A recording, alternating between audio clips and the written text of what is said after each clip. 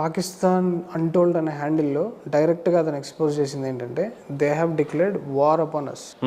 డైరెక్ట్గా యుద్ధం డిక్లేర్ చేసి వాడు చెప్తున్నాడు every mother size cantonment for jihad training ఇవ్వడానికి వీళ్ళంతా చేస్తున్నారని చెప్తున్నారు. హిందూ ప్రతి ఒక్కడు అంటే ఇంటింటికి ఏ హిందూ ఏ బిజినెస్ చేస్తున్నాడు అనే లిస్ట్ ఉంది వాళ్ళ దగ్గర. పాకిస్తాన్లో ఇక్కడ ఉన్న రోహింగ్యాలు ఇక్కడే ఉన్నారు మన దేశం. అంటే మన వాళ్ళు ఇక్కడున్న హిందువులు ఏం చేస్తున్నారు, ఏ బిజినెస్ చేస్తున్నారు లిస్ట్ ఎందుకు రేపొద్దున జెనోసైడ్ స్టార్ట్ అయినప్పుడు నిజంగా ఇలా జరుగుతుందండి భారతదేశంలో. మొత్తం ఆ పిఎఫ్ఐ డాక్యుమెంట్ ఎక్స్పోజ్ చేశారు కదా. ఈ విషయాలు మాట్లాడితే మనల్ని అణగదొక్కేస్తే ఇంకా నిద్రలో ఉన్న వాళ్ళు అట్లే ఉంటారు. భయంకరమైన సంఘటనలు న్యూస్ లో ఏదో ఎగ్జాగరేట్ చేసి భూతత్వం పెట్టి చూపించడం కాదు, న్యూస్ లో చూపించనివి చాలా జరుగుతున్నాయి, ఎన్నో జరుగుతున్నాయి. అది మనకి ఇదే షాకింగ్ న్యూస్. సంవత్సరానికి 3 లక్షల హిందువులు మత మార్పిడి అంటే ఇంకెక్కడుంది మన రిలీజియన్? ఒక్క చర్చిలోనే